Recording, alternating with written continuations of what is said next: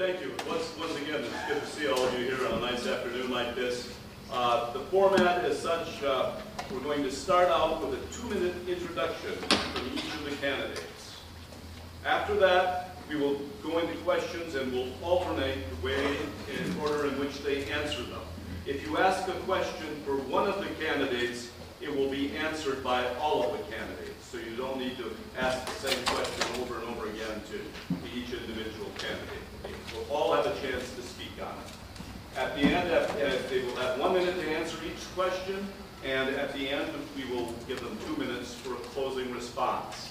Cindy Dusich here is our timekeeper, and she will let you know as your time is expiring, so we have as we go. And we're going to just start out in alphabetical order with the first candidate for the congressional seat, Dave Christie. All right. However you want. However you want. Standing there. So my name is Dave Christie, and I am running on a national slate of LaRouche Democrats to restore the tradition of Franklin Roosevelt and John F. Kennedy. Now, the fundamental issue that has to be solved this week before Congress goes on recess is the removal of Barack Obama and Timothy Geithner.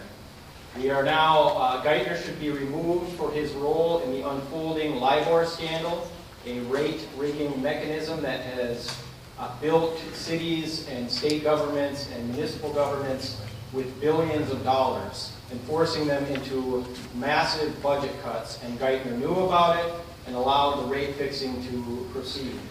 Obama must be removed because we face now an unfolding danger of world war. That the war with Syria and Iran that is now looking like a full-headed scheme that is developing will immediately bring Russia and China in. And so therefore, Obama and Geithner must be removed. There is now a growing powerful faction within the British establishment which knows that there is this war danger and that the system has collapsed, and they are now calling for the reinstatement of Glass-Steagall and have extended the invitation to the United States to join with them. That is the first step to wiping out this criminal banking cartel that, as we see with HSBC and the recent revelations by Carl Levin, that this is a bank that's been laundering drug money and financing terrorism, probably some of the same terrorism we see in Syria right now. So that Glass-Steagall is the fundamental issue to shut down this corrupt banking cartel internationally, and the first step towards launching a Roosevelt New Deal. I have a project called NWAPA that will employ 6 million people over the next 30 years, so that's my opening statement.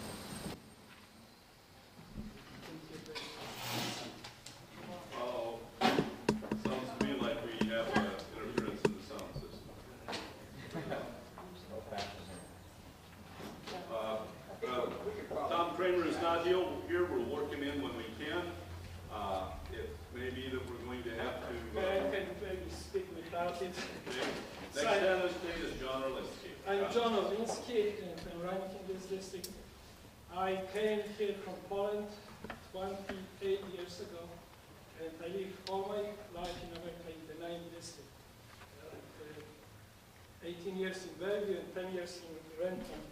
So I'm married, I have 2 boys, 2 sons, they are adult now, and both of them they work for the federal government. My older son, Tommy, he finished law degree and he works for IRS in San Diego. My younger son works for the Homeland Security Department in Seattle. And I'm a social worker with the DSHS. I started in 91, so like 21 years ago. Thank you. Before coming here, I finished a master's degree in business in Poland, and I was an assistant professor in political science department for 2 years before they went after me. Can you put the mic down? And I decided to leave Poland and come to this country.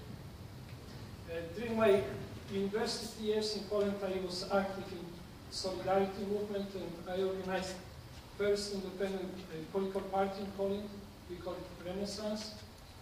And I was also organizing meetings with the oppositions, writing bulletins, doing interviews, and publishing those interviews. After the martial law in '81, I got a job at the university teaching political science, and then they went after us in Tibet. So I decided to come to this country. I finished MA at the UDAP in '88, and then I started working for the SHS. I worked with the refugees for 12 years. I have thousands of them, refugees and immigrants, to be self-sufficient, and then I moved to the CPS part of the SHS 10 years ago. And I have been helping Ron Paul for the past 4 years. I was a volunteer. I was his delegate from the precinct in the 41st district. Okay, thank you much. Please ask me what. Is the mic working? Yes, it is. Yeah, okay. John Postma. Hi, Jim Postma. I'm going to read this because it's a short time and I don't want to get it wrong. Governments worldwide are experiencing financial problems. Taxes are not enough to pay promised benefits. The welfare states of Europe and now the United States are running up big deficits leading to possible bankruptcy. The distribution welfare model is failing. Government does not make money, but politicians have learned that by promising benefits they can get elected in the system. This makes the people dependent on them and the bankers that loan money to governments. Contrast this with the free market capitalist investment model, where $1 doubles in value every 7 to 8 years. The rich are rich because they have investments.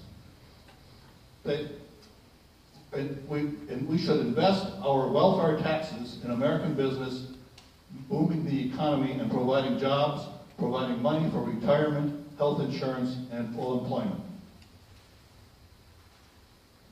We are heading into a brave new world of a socialist government. Government control over all facets of our lives. You'll be born by a government doctor, in a government hospital without money. The government will provide your education. The government will control the media. And you'll have a government job. They'll tell you when to die, and you will leave no estate. This is all somewhat in place already. In 1776, this has all changed because prior to that, people were dependent on a king or some authority. Now we have the Constitution and Declaration of Independence, which declares there are individual rights.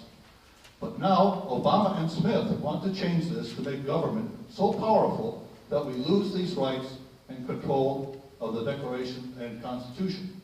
We must repudiate them and vote them out of office and return to the principles of 1776, which have made this nation great. Thank you very much. Adam Smith. Thank you very much. I want to thank, it's not really working. I'll talk loudly.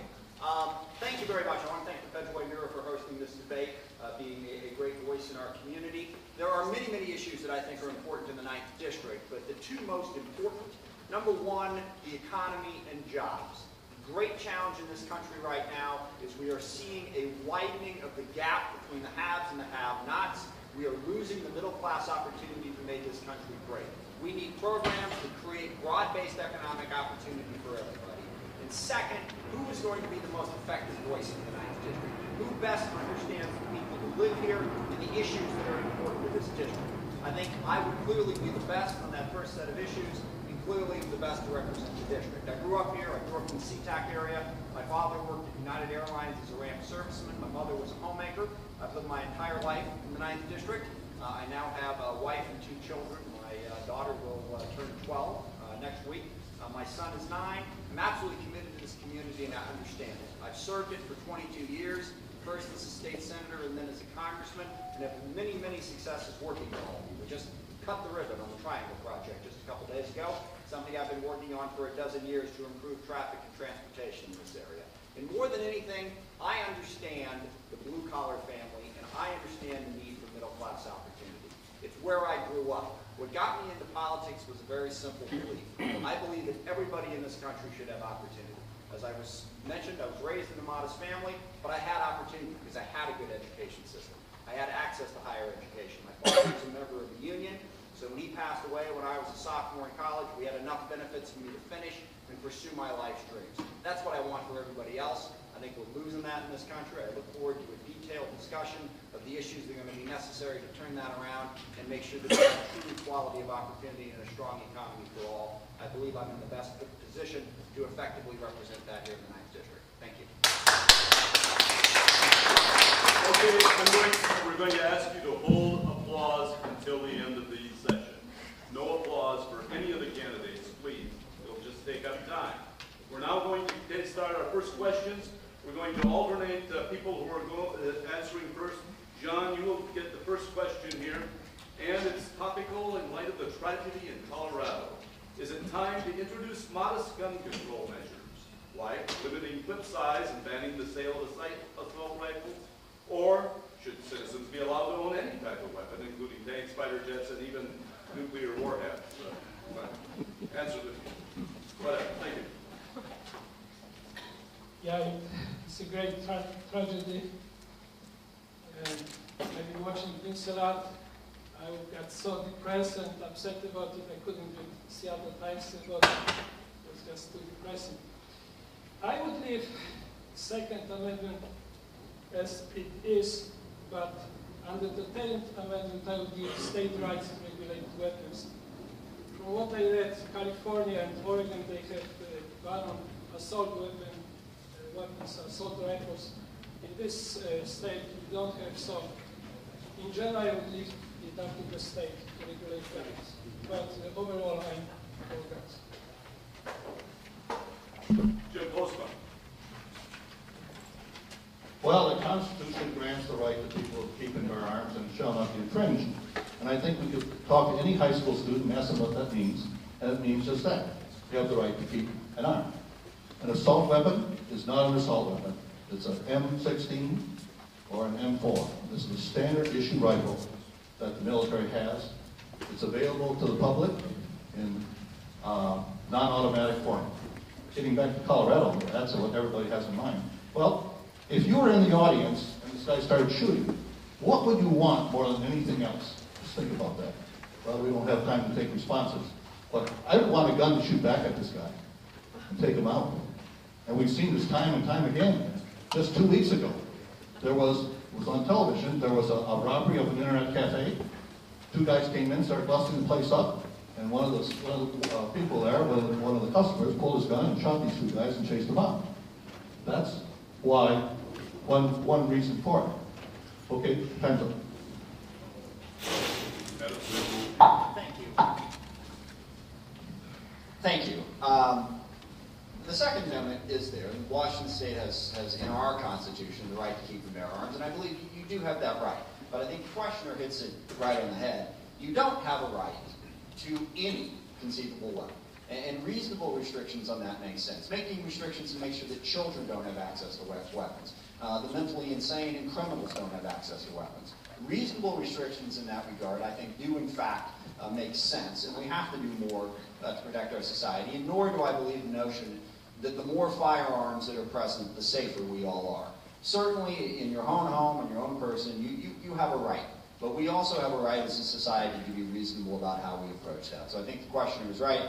Right to keep and bear arms doesn't mean that you have a right to own your own tank. So reasonable restrictions are there, and I think we need to continue to look for ways to do that. I will say that there are many, many more steps that we need to take to prevent this type of tragedy. I think the mental health issue is the most significant one.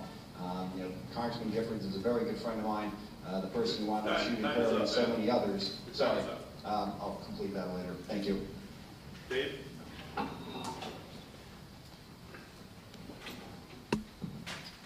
So I don't think there's any problem with the Second Amendment as it stands. I would say this, though. I think what we're looking at is a few steps removed here.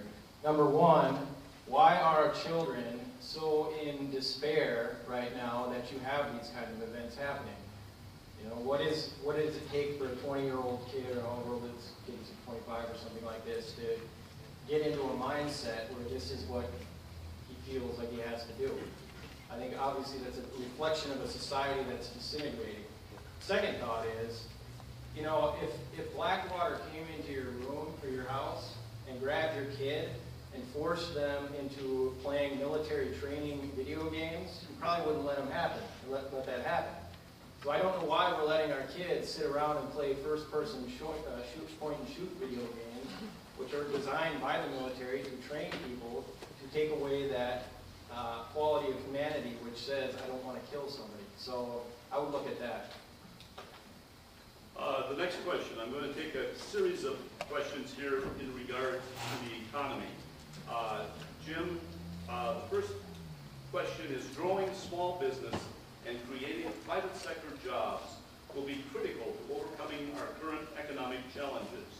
Describe your private sector experience in these two key areas.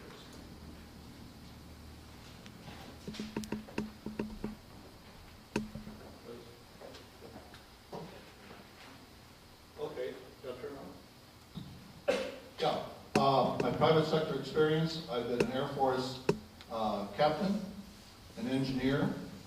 I became a management, first level management and engineering.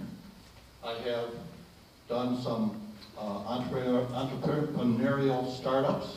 I tried something called 3dmall.com, almost had that going.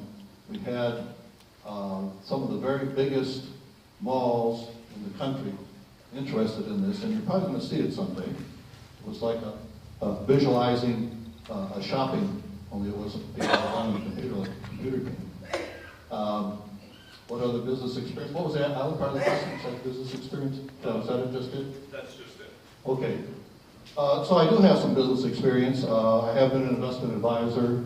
Had a company called Brainware, which I thought was a complement to software and hardware. This is 40 years ago, and I almost had that one done. So that's it. Adam Smith. Thank you. I've never run a small business. I worked for a variety of small law firms when I was in law school, and shortly thereafter I worked for United Parcel Service when I was working my way through college, but I have not run a small business. I have, however, as a state senator, as a member of Congress, worked with a number of small businesses. They are key to the 9th District. All up and down here, we have great small, in many cases, manufacturing businesses that I've worked with to help them in a variety of different ways. So I have an understanding of how important small business is to the growth of our economy, and we'll continue to support them. That's where the bulk of the jobs come from. That's where the bulk of the innovation comes from. We need to support small business in any way we can. Thank you. Steve.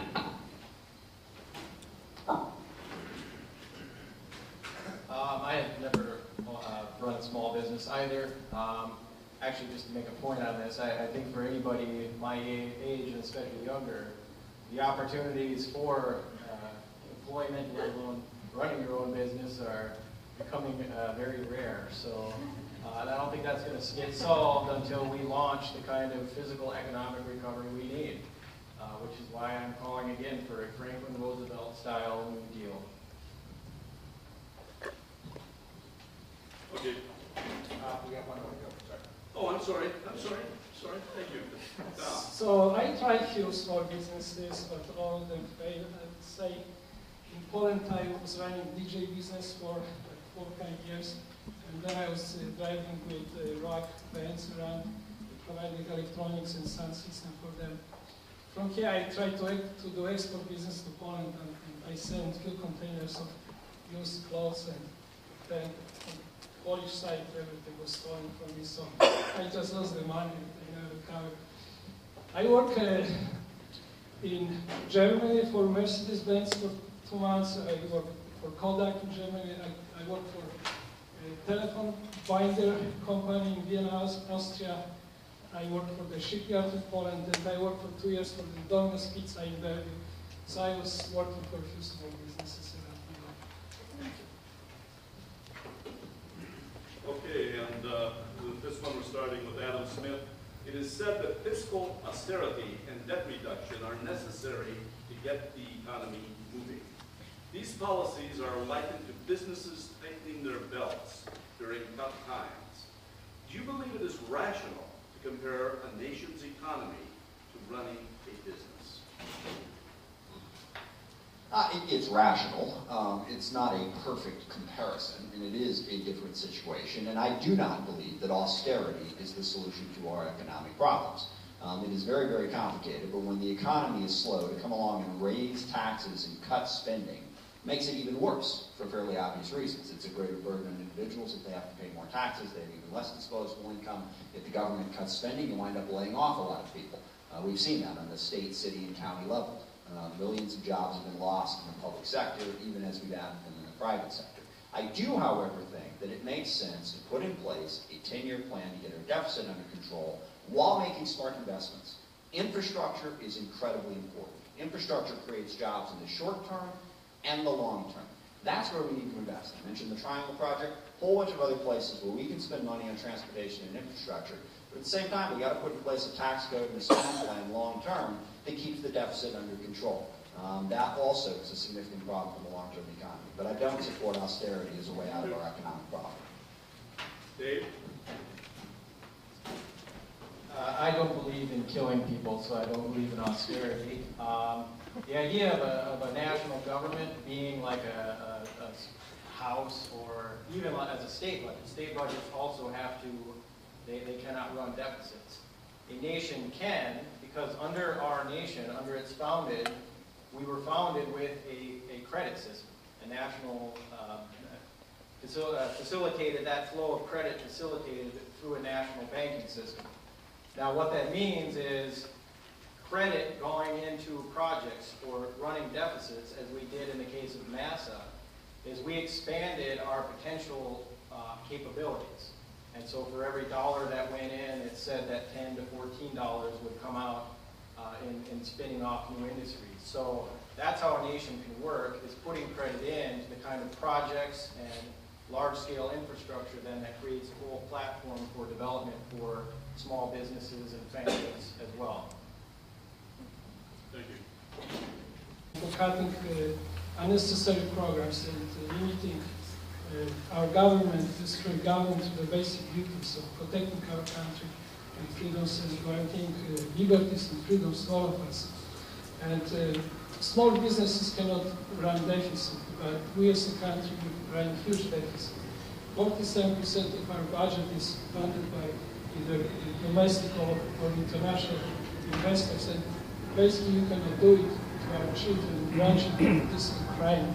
I would take those people responsible for it to the court. Jim? Well, we cannot balance the budget. That's the bad news, because the economy is so slow, tax revenue is down. If we deleted all the discretionary expenses of government, we'd still be in the hole of $1 trillion. And as I related earlier, the free market will do it, but government will not. Government's losing money, so I'm proposing a Social Security Investment Trust Act, which will invest all of the welfare taxes in American business, not in infrastructure, but in American business. No bridges to nowhere, please.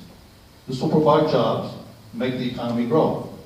Then, when the worker retires, his retirement benefits will be about 3 times what they are right now. You don't really get much money on Social Security. It's only $18,000, all I'm getting.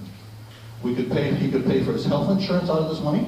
This would solve the health care problem right there, and also unemployment insurance. Next, I recommend a coinage act. The Constitution requires that Congress coin money and regulate the value thereof. Congress should introduce United States money, gold back, and use it to pay off the national debt. And your time's up. Thank you. I realize in 1 minute it's difficult to get a complete answer. I appreciate it if you would watch Cindy also.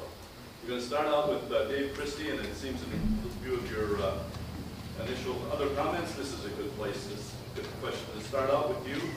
What do you see as the best approach to job creation, and how do you plan on creating jobs for the new generation of young adults?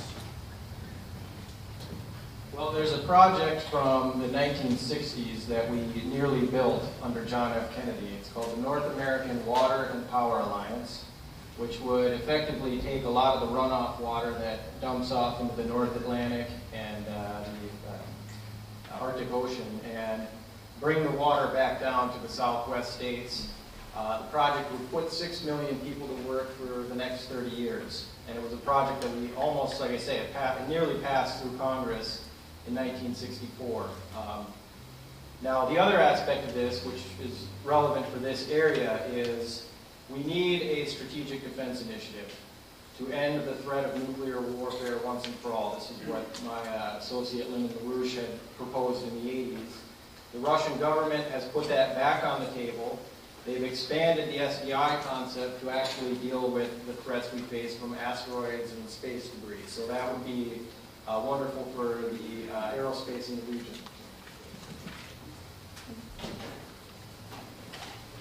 John? I think the number one issue for us to start recovering on our job market would be to elect Romney for president, then repeal Obamacare, then on the local level elect Rob McKenna as our governor. The fourth one would be to take care of the immigration issue by limiting numbers of newcomers to this country. Cut from 1 million of new immigrants, legal immigrants every year, to maybe 200,000–300,000 a year, then start importing additional number of illegal aliens residing in this country. From maybe what Mr. Obama is doing, 400 to, let's say, 800 or 1 million a year. By different estimates, we have 12 to 20 million illegal aliens residing in this country, and these 12 million, they hold jobs. So once we start importing them, those jobs will open us for us. And the other issue would be to ease up on credit, take care of the construction market. Go ahead. Here in the 9th District, we have a great opportunity to get aviation boosted. In the 1970s, we had something called supersonic transport. We refused to build this for political reasons, basically. We should revisit that. Boeing should build another SSD. We need other improved methods of aviation. We have all sorts of general aviation around here, which we can do. But also, I'd like to talk about, I mentioned my Social Security Investment Trust Act and how this would provide jobs. I can expand on that some more. Because we're going to have $1 trillion a year going into the economy, into business. And this will be invested like a mutual fund. It'll be like investing $1 trillion in all the companies that make American business go. So that's my big thing for jobs. It will definitely do the trick. And I'm trying to get Congress people to introduce this in Congress. If I don't actually do it myself, Congressman Smith has a copy of this. I've asked him to endorse it. Thank you. Thank you. I think there's a number of key steps to help get our economy moving. The most important one is education and job training. We need to give our workers, our young people, and in some cases our not so young people, the skills they need to compete. We have a very, very global competitive economy. We need to make sure we have the skills and the education necessary for our workers to compete. I mentioned infrastructure already. We're falling behind. We built an amazing infrastructure post-World War II. We need to expand it, and it's crumbling in many places. And infrastructure now means more than roads and bridges. It also means access to broadband. It means better energy. We can build that infrastructure and move forward. I also think we need to expand access to overseas markets. 95% of the people live someplace other than the United States in the world. We're responsible for 20% of the global consumption. We need access to those expanding markets if we're going to grow. I also think we need strong unions. Part of it isn't just having jobs, it's having good jobs. Job my father did, Ram Serviceman, he was making $16 an hour with full benefits 30 years ago. That same job's contracted out in many cases now for $8 an hour with no benefits. We need strong unions to make sure the jobs are good. Round of applause, please. It just takes time.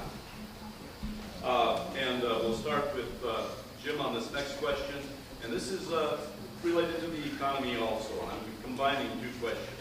A recent Congressional Budget Office report found, according to this, that the richest 400 families hold more wealth than the bottom half of all Americans combined. Is this level of inequality good for our economy? The Buffett rule is a simple principle of tax fairness, according to this, that asks everyone to pay their fair share. What is your position on the Buffett rule? John. It's John's first. Thank you. I think the only way for us to balance our budget would be to increase revenues and cut our spendings. So in order to increase revenues, we need higher taxes. And I understand the richest people, they pay a large share of our tax revenues, but on the other hand, poorer people or middle-class people, after we pay taxes, there is nothing left. Basically, most of us live paycheck to paycheck, so there's not much money more to generate from us to pay more taxes. So, of course, the only source of future revenue would be rich people. And I'm for a bucket rule. I'm for changing people working for Wall Street from paying capital gains taxes only to just normal taxes. They work for a living, but they pay investment taxes, so it is wrong. And Congress tried several times to change it, but the Wall Street lobby is so strong that law never passed. Before we pass this on, I am going to say we have a lot of questions. We are not going to be taking any more questions. Thank you. Go ahead. Well, Buffett and Gates may be able to do without some of their money, but every time you take some money away from a rich man, you're taking money away from, well, you're taking the capital away from capitalism that provides jobs. Every time you tax the rich, that's one more, two more, three more jobs that are going to disappear. Poor people don't provide jobs. Rich people do. You take the money away from the rich. You see, this is really, it's not an attack on the rich. It's an attack on the American capitalist system.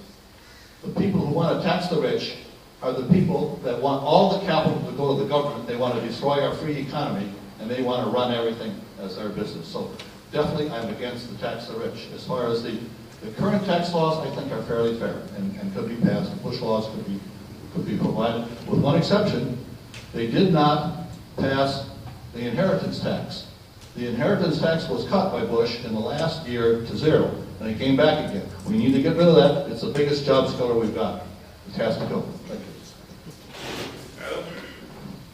Well, I strongly support the Buffett rule, and I think that the question on taxes is, what is fair? I mean, once upon a time in this country, the top tax rate was 90%.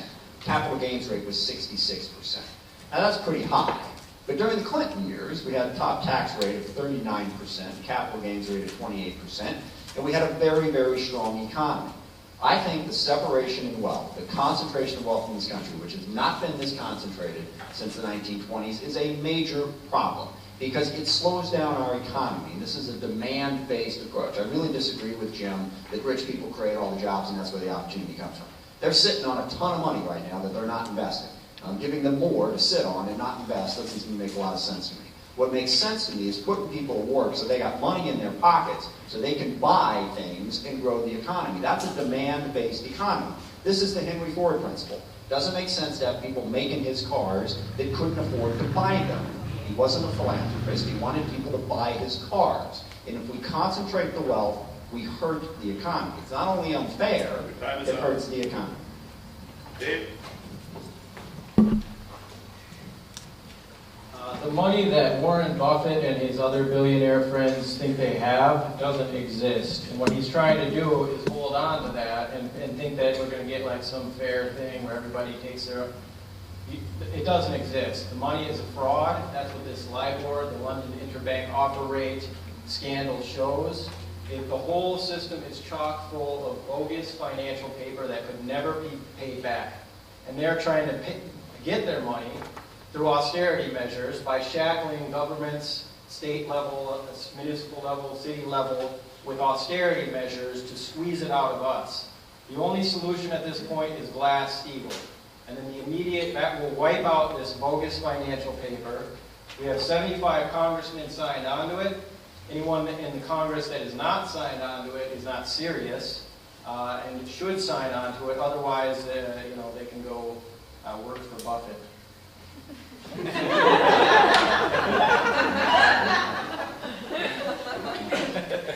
next, we were starting with Jim, the next question. And would you be in general support of an effort to redefine the minimum wage, be either a living wage or a minimum income? Well, minimum wage laws are a dual-edged sword. You raise the pay, and then people on minimum wage make more money, but then there's fewer jobs. I think the minimum wage is probably a fair amount right now, and I don't recommend any changes in it. Adam? I support the minimum wage and I support increases in the minimum wage. I think it's a bit of a myth that an increased minimum wage decreases jobs. In fact, if you look around the country, We have, I think, the highest minimum wage, either us or Oregon in the country. And if you look at where unemployment is the highest, it does not correspond with the highest minimum wage. Again, that comes back to having a demand-based thought on the economy. Do you think that all the economy is make sure that people at the very top have the maximum amount of money so they'll take care of the rest of us? Or do you think that the economics are about making sure that everybody has a good job, decent wages, and can contribute to the economy, and in that way we grow by having maximum amount of demand? It's one of the things the minimum wage does, is make sure that there are fair wages for people on the lower end of the working scale. And I just think, I don't begrudge anyone who's gone out, created a business, made a lot of money. I don't begrudge them that at all. But I do begrudge the notion that somehow they're the only ones that are working hard. Again, my father made $16 an hour taking bags on and off of an airplane. I think he worked pretty hard for 32 years. And I think making sure that those people have a fair set of wages is appropriate. Dave? I do support a minimum wage. I think we should actually have it much higher. The way to do that, though, is not just by simply raising it. The crisis right now is not a monetary crisis. I mean, we have that in terms of the financial paper in the system being worthless. But the real crisis is one of physical economic production. We don't produce enough, which is what we're finding out with the food shortages right now. We have major droughts around the world. We don't produce enough to even sustain, getting to the point where production is not meeting what it takes to require to sustain life. So yes, I support a minimum wage, but we have to increase the overall economic productivity, which means we need science driver programs. As I mentioned earlier, we need expanded NASA, spending into NASA. We need the SDI program, and we need NWAPA. Those will create real production again, providing water and energy and so forth. John? I think we have one of the highest minimum wage in the whole America in the state. And I think that's good. I would support it. There was an article a few days ago in the Seattle Times that young people cannot find jobs these days. And maybe we could come up with a little bit lower minimum wage rate for the kids between 16 and 18. Maybe it's open up some jobs for them. And unemployment for the young people, I think between 18 and 25 is like 50% these days. And many of service jobs, fast food jobs are occupied by the illegal aliens. So this will be another avenue for our young people to get a job. But overall, I support our kids to study hard, stay in school, and cut on working and playing sports. Okay, we're going to move now to a series of questions on national defense and security. The first one is directed to you, Adam Smith, specifically. The rest of you can comment on it.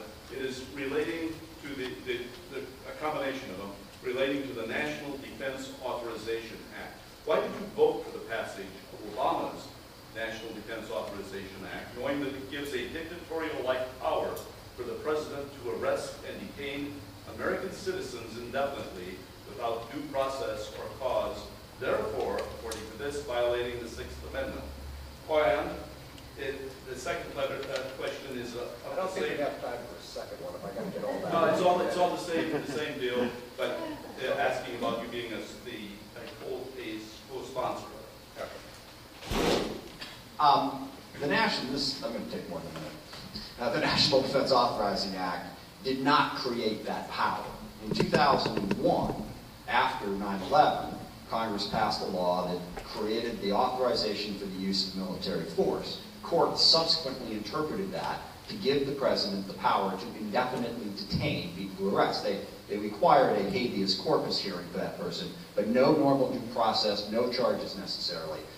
In the 2012 National Defense Authorizing Act, there was a codification of those decisions. I did not support that part of it. However, the National Defense Authorizing Act also funds our military. It had a pay increase for all the people serving in the military. It had significant improvements in sexual harassment enforcement. It had a whole lot of other things in it that I did support. So the codification wasn't going to change the existing law. I don't support that law, but the rest of the NDAA I did support. I was, this year, the prime sponsor of a bill and an amendment that would have changed that law, going all the way back to 2001. 2012 didn't create it. I don't think the president should have the power to indefinitely detain anyone in this country. I don't think it's necessary. I crime-sponsored that bill. I led the fight to pass it. It was defeated primarily on partisan lines on the floor, so the president maintains that power, but I'll continue to fight until it's taken away. Normal due process works. We don't need indefinite detention. Your time is up now. We will allow additional time to each of the other candidates for that. Well, as regards that, it is true Congressman Smith did introduce a bill that was supposed to repeal the indefinite detention aspects, but history won't remember that when we are being rounded up and thrown into prisons. So I would say this, what we need to do immediately is impeach Obama. You have a situation where all of this, the fascism that we have seen under the last 12 years of Bush and Cheney, and now Obama, the way to get rid of it is to get Obama out, repeal all of these fascist laws such as Patriot Act 1, 2, the National Defense Authorization Act. Our Constitution works fine. What we need to do to deal with so-called terrorism is promote economic development, promote cooperation between nations, shut down the international drug trade, which is being laundered through banks like HSBC, which is going directly into these so-called terrorist networks. That's how you shut down terrorism. You shut down the financing of it, and then we don't have to worry about passing fascist laws that are going to detain American citizens. John? Yeah, I'm against this act. As Dave said, it started after 9/11. Government and Homeland Security started imposing all of this militarization of our country, and we are becoming more and more a police state, especially the state of Washington. You have police officers on every corner, every highway. You cannot go over 65 without being arrested. I stopped going to longer trips just I'm so scared of the police officers. But we are a country of law. And as example, Poland was invaded by Germany on September 1st, 1939, and then it was invaded by Russia on 9/17/39. And what happened when Russian front and German front were basically getting close? Polish people were escaping towards the German forces because they always knew the Germans are law-abiding citizens. Order is order over there. They didn't want to go into Russian hands. And what we are doing right now, keeping open Guantanamo, we are keeping terrorists and basically imposing some tortures on the waterboarding, other tortures. No, I didn't come to such a country like we are becoming these days. We are at war without declaring war. We have wartime powers without declaring war. I lived through Second World War, and everything was controlled. We did have these wartime controls on the liberty of people because we were at war with Japan and Germany. We won that war in 4 years, it was over, and then we went back to peace. Now, we have, 10 undeclared wars. We have all these wartime controls. It's been going on for 10 years. We have no timetable when it's going to be finished. The government should either declare war, define an enemy, declare war against them, and then they can have these wartime controls. But other than that, all these things should go. And you see, in this undeclared war like the one we had in Vietnam, Jane Fonda went over to Hanoi, and you know what she did? She betrayed our troops. If this had been done during the Second World War, she would have been court-martialed for it. Now, so if we're going to go to war, we need to declare war and get on with it and give the government the powers it needs and then finish the war and go back to peacetime. Now we have like 10 undeclared wars in the Middle East. Secretary Clinton should resign because of this. They are fomenting revolution in the Middle East. These Muslim people were, at the same time he's fighting the terrorists in Afghanistan, he's importing the terrorists into this country. They're fast-tracking Muslims in here as fast as they can. This Muslim Brotherhood was banned in Egypt for 60 years. And now he's promoting. Thank you.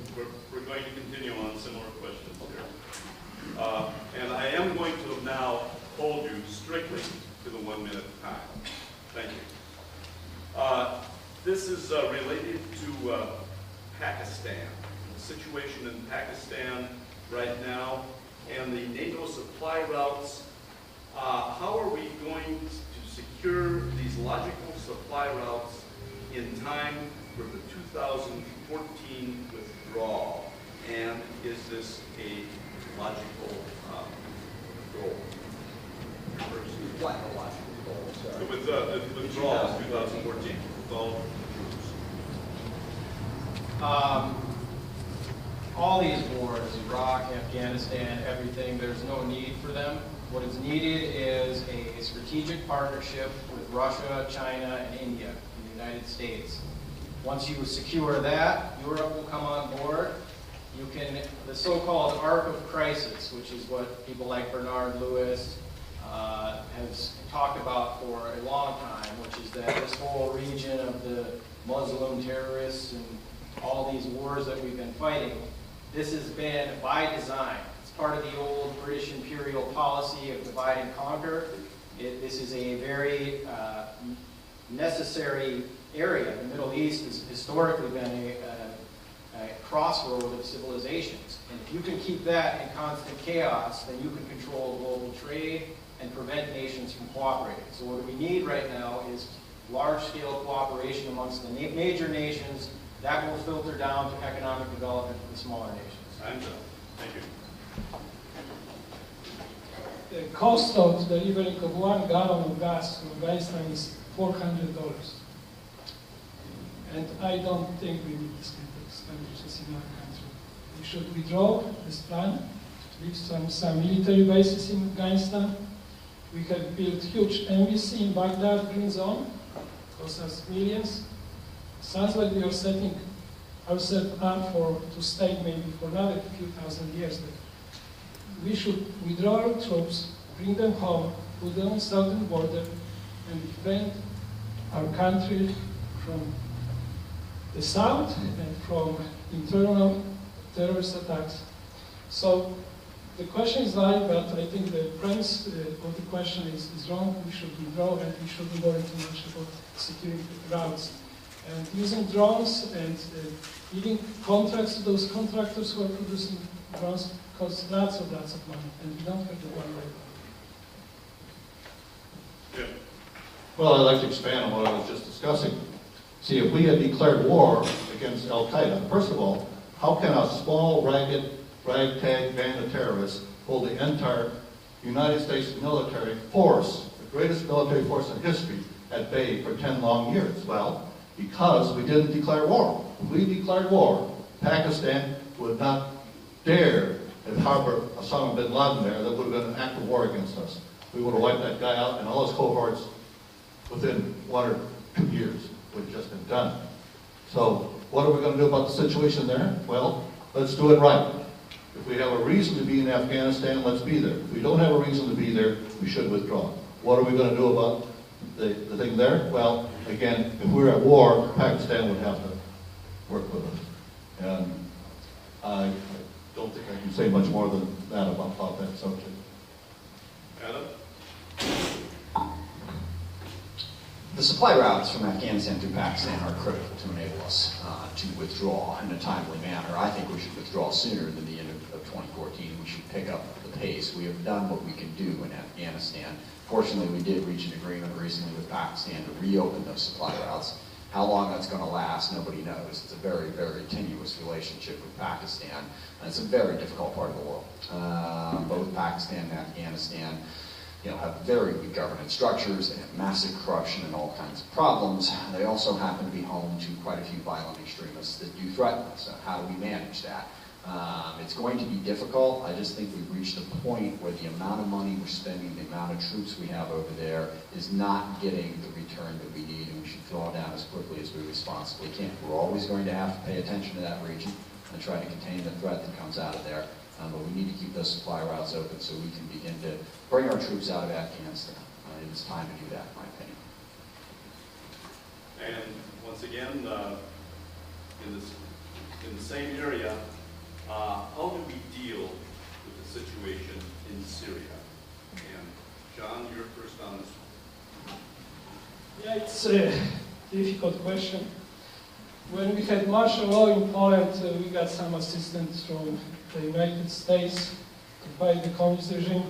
But in Syria, Libya, and Egypt, we really don't know who are our friends and who are our enemies. Muslim Brotherhood got to, they have their own president now in Egypt. And as far as you know, Saudi Arabia, Kuwait, and some other Arab countries, they are supporting rebels in Syria, and Russia is supporting government, Russia and China, I think.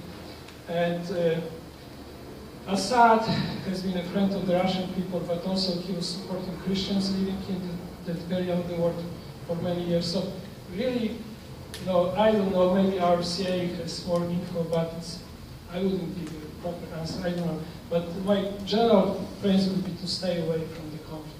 Let them do it. And we had many other revolutions in the history of the world without bloodshed.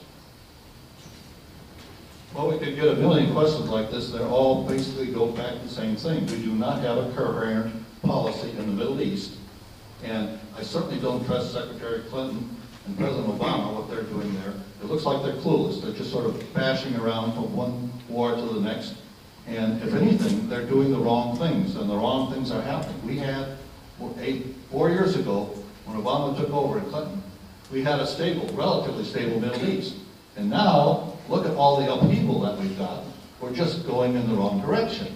And to give you an example of how confused they are, well, Obama was working against the Israelis, and he's lost the Israeli vote. The rabbis have told me that because of this. So now, sensing that he's losing the Israeli vote, now he's starting to pander to the Israelis again. Great politics, yes. Thank you. I think the most important thing in the Middle East is that we have to be mindful of the limitations of the United States government. We cannot enforce our will all around the world, and we need to work diplomatically to try to make positive changes, always mindful of the fact that we can't fix every situation. What's going on in Syria is a huge humanitarian crisis. In any just system, Assad would be gone as president. He has basically decided he's going to kill as many of his people as he has to in order to stay in power. Someone like that should not be in power. But you can't simply remove them. I think for the U.S. to get involved militarily in Syria would be a huge mistake. We have to continue to try to work diplomatically and put pressure on Russia. Russia's the key. If they were to decide to pull their support from Assad and force him to leave, they could do it. There's no guarantee that we can make that happen, but we would only make it worse if we tried to use our military to go in there and fix the problem. The Middle East is going through a great deal of turmoil right now. I don't think that's because of the Obama administration. I think it's because they had decades of brutal dictatorships that did not provide for their people, and the people finally said, we've had enough. Time's up. And they're looking for something better. Okay, when the government now is saying that we have weapons of or Syria has weapons of mass destruction, I think we should get a little bit nervous about that, because I think we've heard this line before. This is not about Syria. This is what you have seen since Libya. What you're seeing now with Syria and Iran is part of a radical agenda put forward by Tony Blair, known as the Blair Doctrine, under the rubric of responsibility to protect the Atrocities Prevention Board of Samantha Power under the Obama administration. It's this idea that we can go in and have humanitarian intervention, like we saw in Libya, where we assassinated the leader of Libya with Predator drones, had boots on the ground, right? So what this is, it's not about Syria. This is about a war that ultimately will be targeting Russia and China, run through a crumbling international financial system, the British imperial system that's now done and is prepared to fight this war. Time's up. Thank you. And Jim, we're going to start the next one with you, and this is peripheral to this issue. But in what ways will you address the ongoing failure of the military to take care of our returning soldiers who have issues such as PTSD? It's a subject that's close to me. I have some friends in the military. One of my best friends was almost killed in his 4th tour in Iraq. Was in a coma. Took him a long time to recover. It's an answer that we must address. We created this problem, and we have to help these people more than we have so far. The first thing we can do for them, though, is to stop fighting these undeclared, politically motivated wars. I'm tired of seeing our soldiers come back from these wars with limbs missing, in body bags. It's totally unnecessary. Think about it. We wasted 60,000 American lives in Vietnam, and what did we get out of it? Absolutely nothing. So the first thing to do, I think, is to have an intelligent war policy and stop sending our soldiers into battle without a good reason. Thank you. Adam? Thank you. I certainly agree with Jim on that last point. I think as you look around at Syria, at Iran, and a number of the places that are in turmoil, that's why I emphasize military action is not the direction we should be going in. But we do have a lot of veterans coming back, and it's too late to stop those wars. We need to deal with the PTSD and mental health problem. I think it's a responsibility for all of us, for all of society, not just for the military. But we can also do a lot more while they're in the military to do the mental health screenings, to make sure that we spend the resources necessary to provide the VA with the money they need to provide mental health care, and to make sure they get it. One of the most important things here is to make sure that there is the treatment for mental health. Unfortunately, a lot of people in the military won't volunteer to say, hey, I'm having a problem. You have to have a system set up to help them, to bring them in, to have the conversation when they come back from a combat zone. We need to do much, much more than we're doing.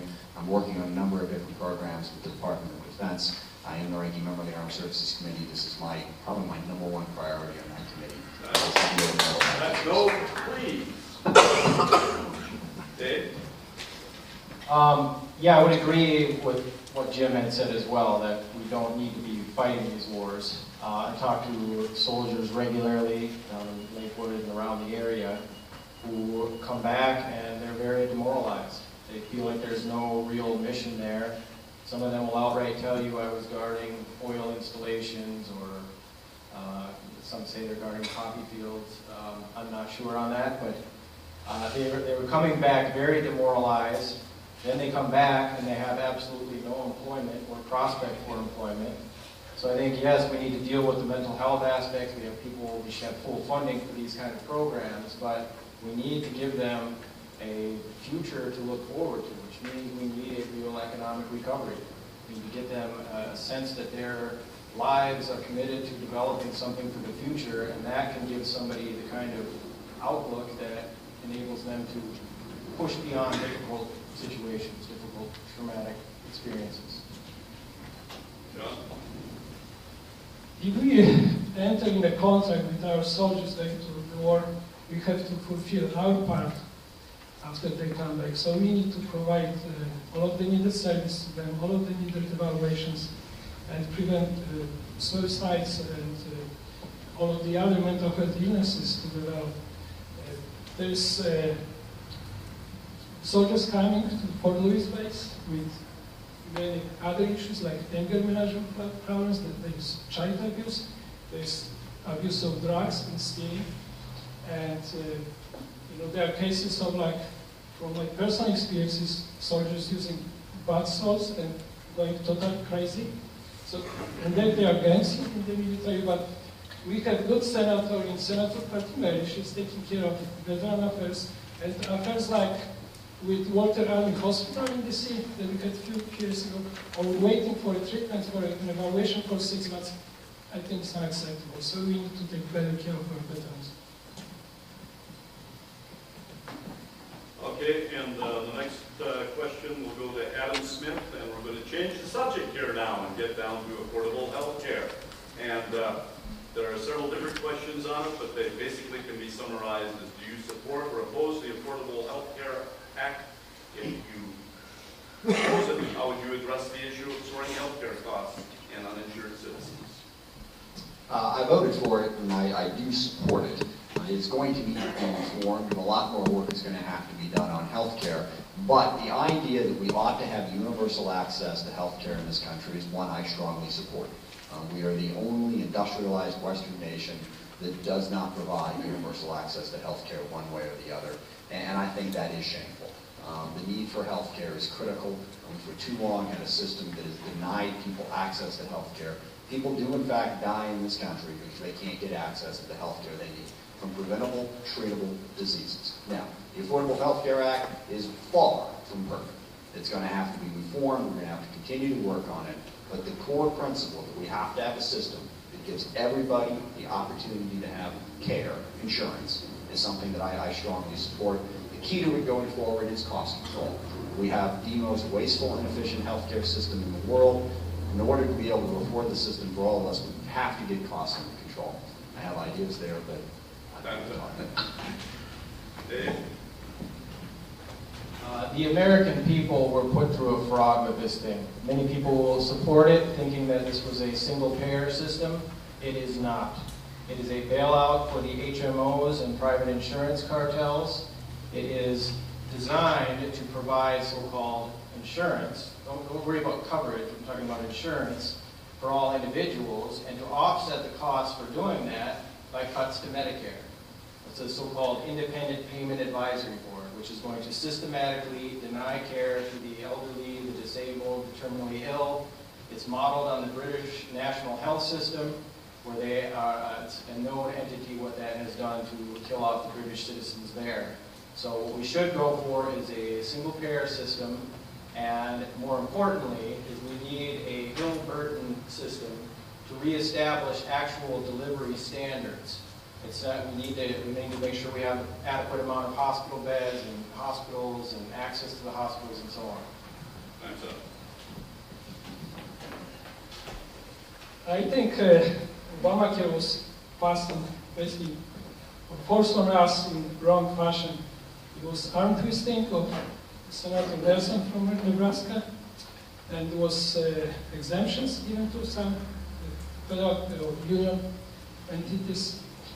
And I don't know all of the details, but it sounds like it was written up by insurance companies for and to their benefit. So I'm for repealing Obamacare. I think we can come up with much smaller and smarter system than it is. Obamacare imposes like almost 20 new taxes.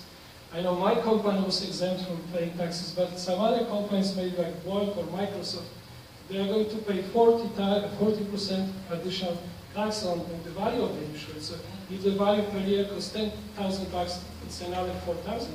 So basically, I'm for reforming, but not in this fashion.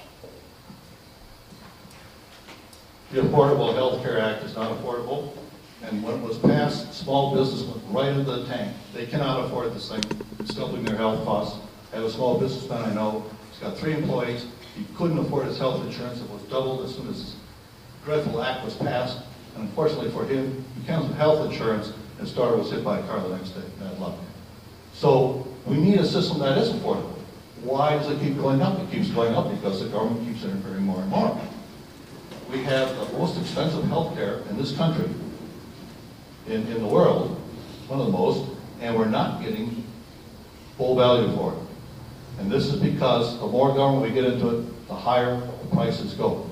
My answer is to have individual health insurance as part of my program that I have discussed a couple times here, the Social Security Investment Trust Act, which will give workers money to provide for their own health care. That's the way to do it. Okay, we're moving to the next question, and this will start with Dave Christie. And it relates to the legalization of marijuana for medical use and the legalization for marijuana in general. Okay. Look, what this is called the drug mafia becoming the drug capitalists. It's a total. Go back to the British East India Company. Look at what we're dealing with right now. Look at the amount of drug money that is laundered through the international banking cartel. People like George Soros and George Shultz, right? They're the ones out there promoting drug legalization. Do you think they're sitting back at their homes at night, toking a joint? They don't. They're not. What they're interested in is getting access to it. Like I say, turning the drug mafia into the drug capitalists. So this idea, people just got to get smart about this stuff. We saw what happened with the British East India Company. We see what they're doing, the heroin, the destruction of the Russian population with heroin, the destruction of our own citizens with this kind of this drugs and whatnot. We don't need it.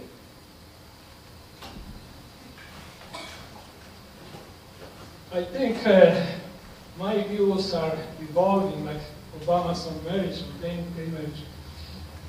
I never met anybody smoking marijuana. I never used any drugs in my life, so it's like hard for me to talk about it. But on the other hand, I would probably be for decriminalizing marijuana arrests.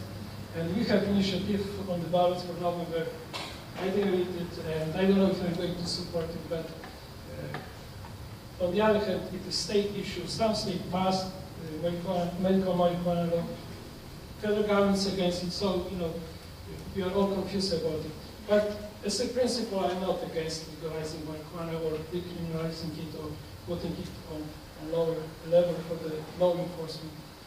And as a CPS social worker, I'm getting calls regarding drug usage and marijuana usage on a daily basis, and it's really big tragedy in our society. There are so many young people, small kids using drugs and growing marijuana, smoking their houses.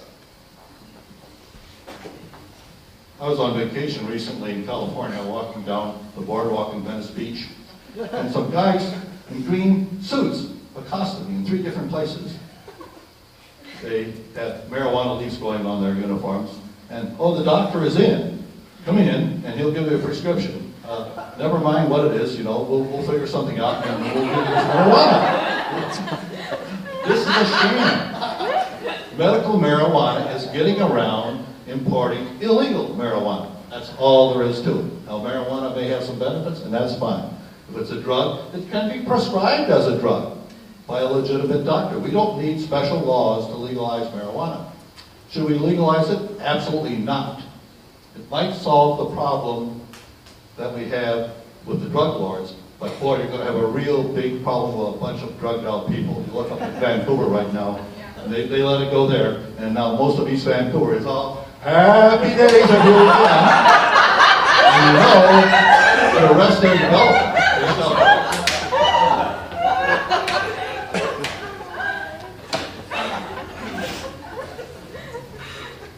First of all, the medicinal marijuana law was because you could not actually legally get a prescription from doctors. So the point was it something that had a medical purpose? So passing that was necessary to allow for that. You also have to enforce it. You wouldn't want doctors passing out Oxycontin on the boardwalk either, but it is something that's necessary in medical treatment. So I support the medicinal marijuana law. I think it is something that should be allowed. I don't think the federal government should be wasting our federal resources going around to states like Washington, Oregon, and California and trying to stop that. On the larger question, I struggle with whether or not to legalize marijuana. I'm not prepared to support it at the moment. I do know that our current policy on drugs isn't working.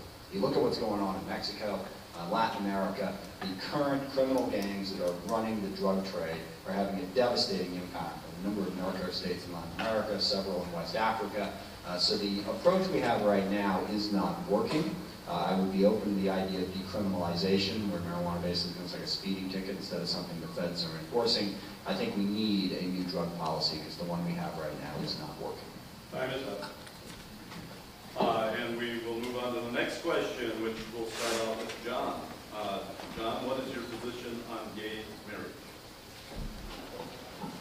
I'm not against gay marriage. I spent my whole professional life working on making people's life better, making them happy. So if the 2 independent, free people decide to get married, I wouldn't oppose them. Well, I'm happy to announce I'm straight. I've got a wife, I've got children. I believe in family values. These are my core values. But I also have some friends that are not. And they've won rights to do whatever they do. And we have to respect those rights. So that's the law. As to gay marriage, it's on the ballot right now. Not today, but I think it's on in general. And we get to vote on it. And you get to have your say whether or not we're going to have it or not. So that's where I stand on that issue. I'm also pro-life. Thank you. Madam? I'm a strong supporter of same-sex marriage. I believe that clearly should be legal. I hope that the state will pass the initiative this fall and make it legal. It's a matter of basic equal rights for adults who want to get married. And a number of states have legalized it. I think the anti-gay bias that is throughout this country is a huge, huge problem. I worked on that in the military, getting rid of the don't ask, don't tell policy. There is no reason why gay people shouldn't have the exact same rights as everybody else. Same-sex marriage is the most important step right now to take to make sure that those equal rights exist, and I'm a strong supporter of it. Dave? All right. I think the best answer I've ever heard was given by Kinky Friedman. He's known for quality of satire. Apparently, grew up as kind of a leftish Jewish family in Chicago, moved to Austin, and decided to start a country music band. Call it Kinky Friedman and the Texas Jew Boys. So anyways, a certain quality of hilarity about him. And he decided to run for governor and have this kind of right-wing bend to it as satire. And so they asked him what they thought about gay marriage, and he said, well, you got a right to be as miserable as the rest of us.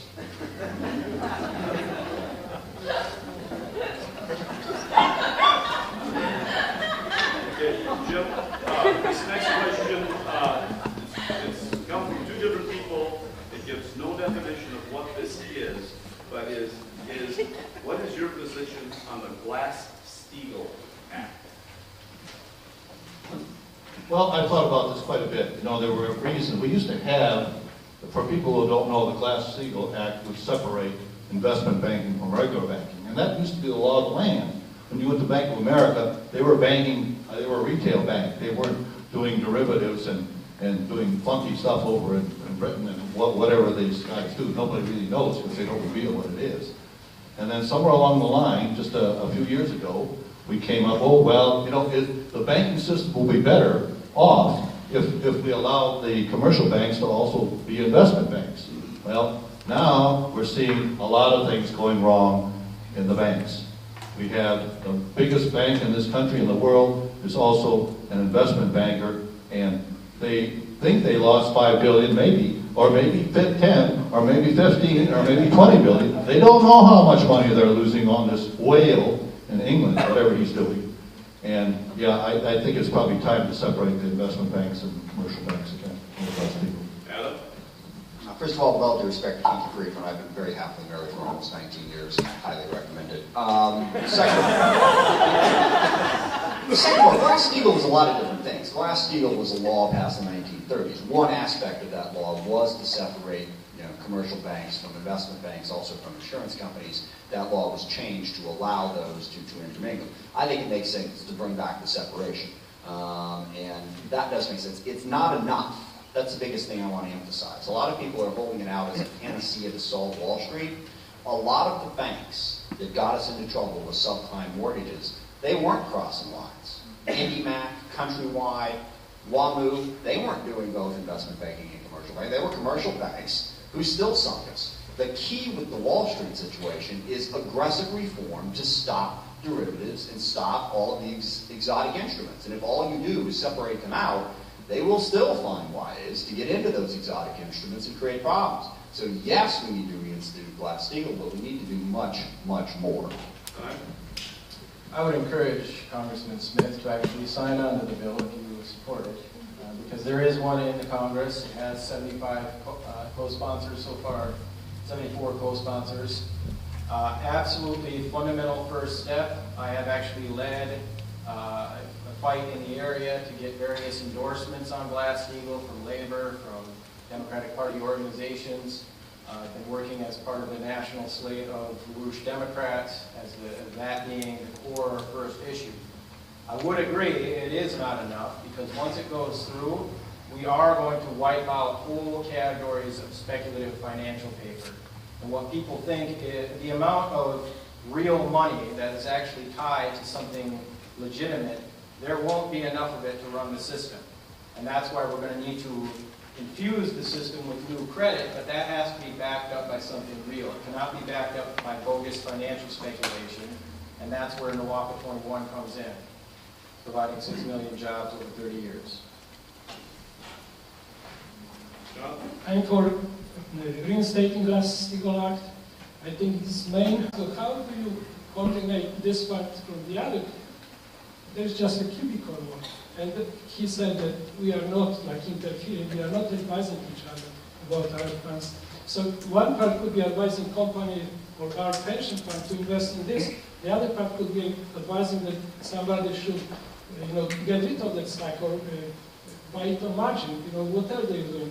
Lehman Brothers collapsed, Timothy Geithner was presiding at the Vestment in New York City. All of those, under his eyes, there was a mayor scandal and all of the other scandals. So I think reinstating Glass-Steagall would be first good step on the way to recovery. This is a question for all of you, and Adam, I guess you're first on the list for it. Do you physically reside in the 9th Congressional District? And if not, when will you move to it? And is this an issue? Adam? I do. The 9th District changed considerably in this redistricting thing. It's about 55% new, actually. We lost Thurston County, and most of Pierce and moved all the way up in the north. I recently moved, actually live now in East Bellevue. Before that, I lived in Northeast Tacoma, both of which are in the 9th District. As to whether it's an issue or not, the Constitution says you have to live in the state to represent a district. That's it. As far as I know, all the candidates live in the state. I do think it helps if you actually live in the district that you're going to represent. You can vote for yourself, for one thing. But also, I think it gives you an understanding of the community that you're asking to serve. And one of the things I've always emphasized is listening to my constituents. If you're a member of Congress, and I am, you are this district's voice in Washington, D.C. You have to know the people back here and to best represent them, and certainly living in the district helps. Okay, so I do not live in the 9th Congressional District. I will be a carpetbagger. Luckily for me, I can actually put most of the things that I own on my back and walk there. It's walking 4 miles away, I think. North Seattle and South Seattle, I don't think the issues are all that much different. We need jobs, we need to stop these wars and police state and everything else that I hear all through the Puget Sound area, frankly, all through the whole Northwest region and across the country. So the issues are the same. I will make one point on this. If people get all bent out of shape about it, do recall that John Quincy Adams did not live in the congressional district that he ran for, and had that been such a big deal, he would not have been in there, and he would have not fought for the ending of slavery to his dying day. So I think we're obviously running for federal office. I don't think it really matters that I live 4 miles away. I won't move there, obviously. I think that is part of the law. So Not actually. You don't have to live there even to represent. really, yeah, even after you're elected, I think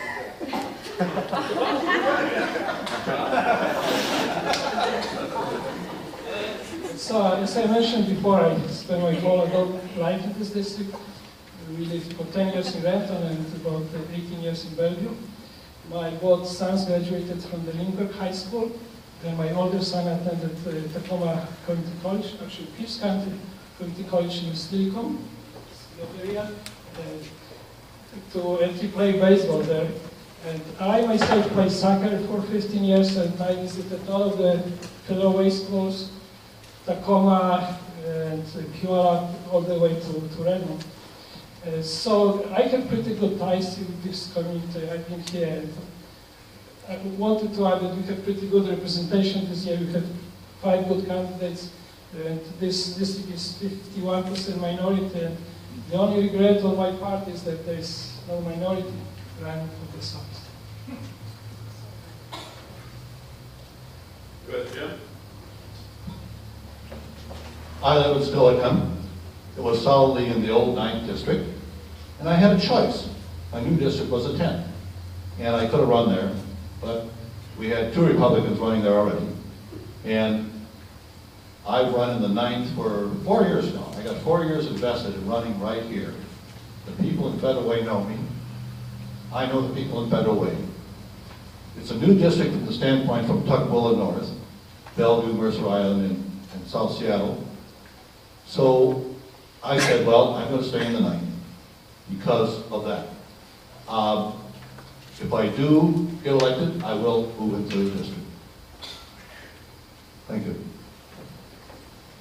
Okay, and I believe this will be the last question that we're going to have here, and it's going to change the subject totally. It's related to education. And I say the last question. It's going to be two questions. First one is related to education. The second one also will be later related to education. What is the role of the federal government in K through 12 education? What should be the role? We need education, and it should be. I think one of the things that's beginning to happen is obviously the move to privatize everything. We have from Wall Street and certain international financial circles, they would like to go back to the happy days of feudalism. And so things like charter schools and the voucher system and all this is just to further the cause of feudalism, where the barons and the lords and everybody else runs everything, and we, the peasant class, submit to their rule.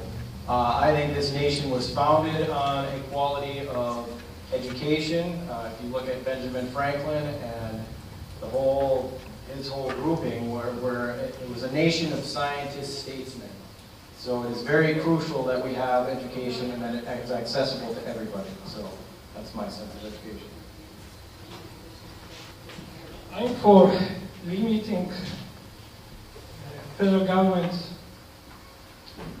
issues or extent into our educational system. We can do it on state level. We have pretty good school districts, school boards. We have the superintendent in Olympia. So I would probably limit federal government to just issuing standards, issuing testing, maybe coming up with curriculum and passing some additional money. But what's going on right now, they're imposing so many standards and issues on our school district that's a little bit too much. I imagine them sitting there, like thousands and thousands of those people sitting in Washington DC, and they pretend that they know better what we know here in this district.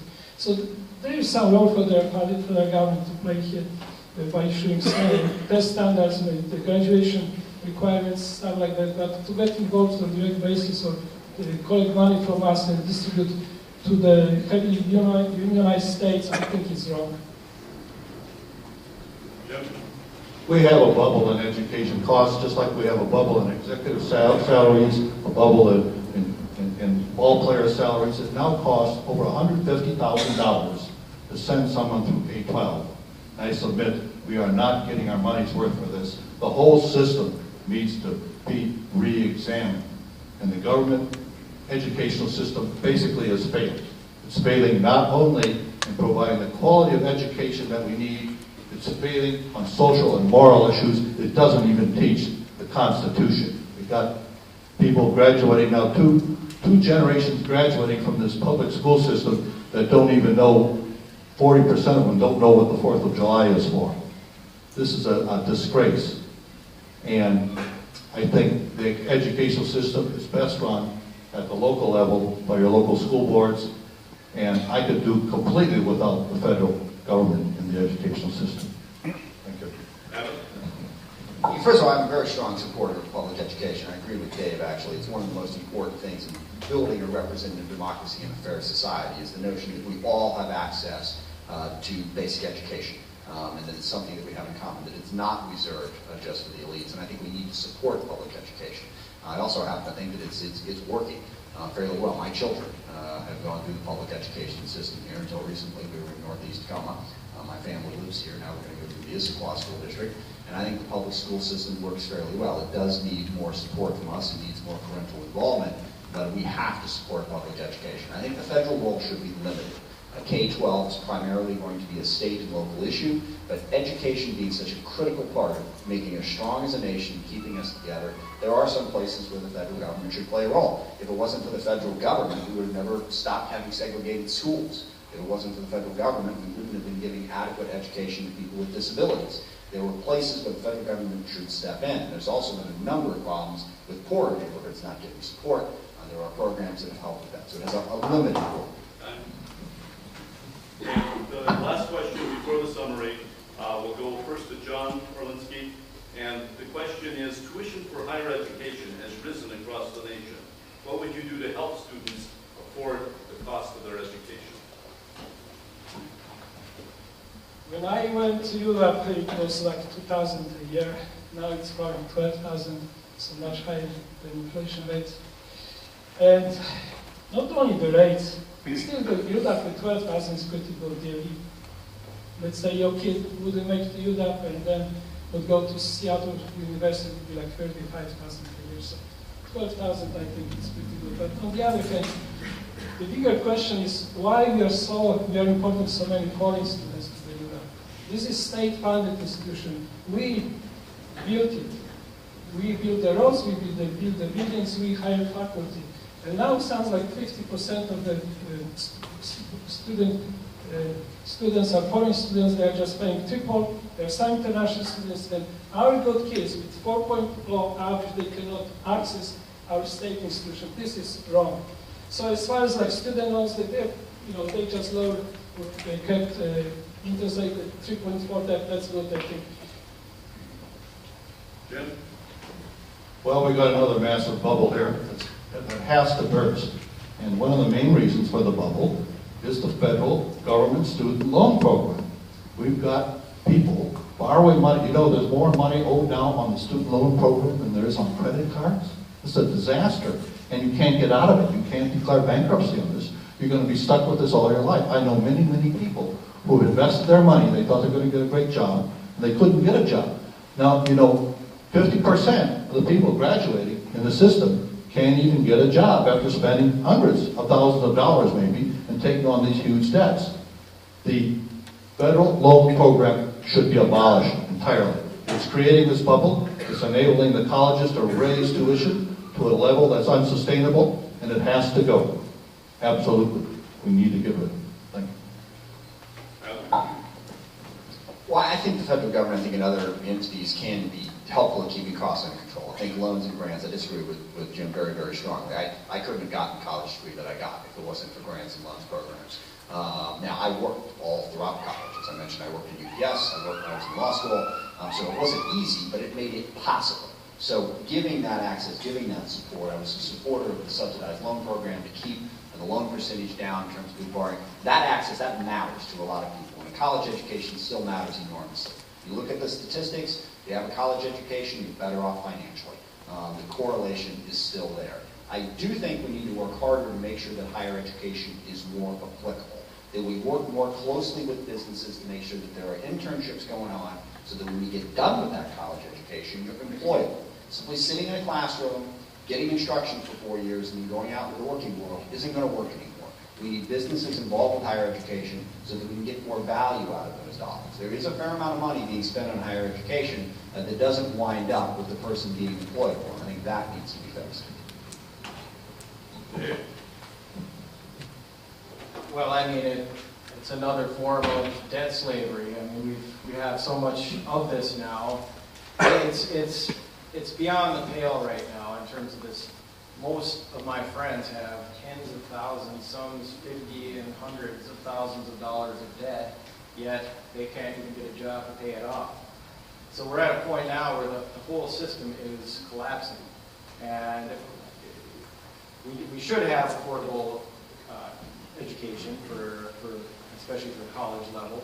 I think there is ways, I think what Adam just said on the question of internships, training programs. We used to offset the costs of, especially in the healthcare industry, where you'd have young doctors being trained on the job, and that would help offset costs, including also science driver programs in the medical field. So if you have a science driver program, you bring students into that, you can start offsetting the cost of the economy as a whole, and that's the way you can provide education as well. Okay, before we go ahead with the 2-minute summations, I would like to compliment all of you here, and I'd also like to extend an invitation to all of you to attend the Federal Way Kiwanis Salmon Bake next Friday afternoon from 4 to 8 o'clock at Steel Lake Park. And you too.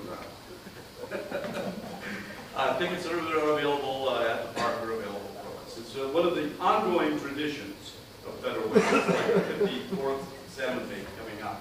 Something that doesn't happen that often in a community like this. So we're going to ask our candidates to give a 2-minute summation, and I believe we are starting with John. Is that correct? No, yeah, go ahead, start with John. Okay. So thank you very much, everybody, for coming here. We have another beautiful day in the Northwest and a little bit of sun. I'm running for this office because I really don't like what's going on in Washington, D.C. Washington, D.C. is booming these days. They have lots of jobs. Prices for homes and apartments are high. They're opening new restaurants every day, I would say. And the rest of the country is like, we need to do something about it. We all like status quo, but in this case, I think we need to change. We had democratic rules in this state for the past 28 years since basically I came to this country. It's time to elect Rob McKenna. It's time to elect Mitt Romney and do some changes in Washington, D.C. I'm for smaller government, repealing Glass-Steagall Act, or reinstating. I'm for repealing Obamacare, and I'm for basically auditing Federal Reserve. And okay, thank you. I would like to also work on some social issues like providing better care for disabled people, for veterans.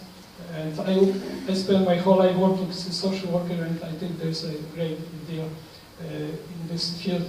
We have too many lawyers, too many bankers in our Congress in Washington, D.C., and I think we would use some social workers there as well.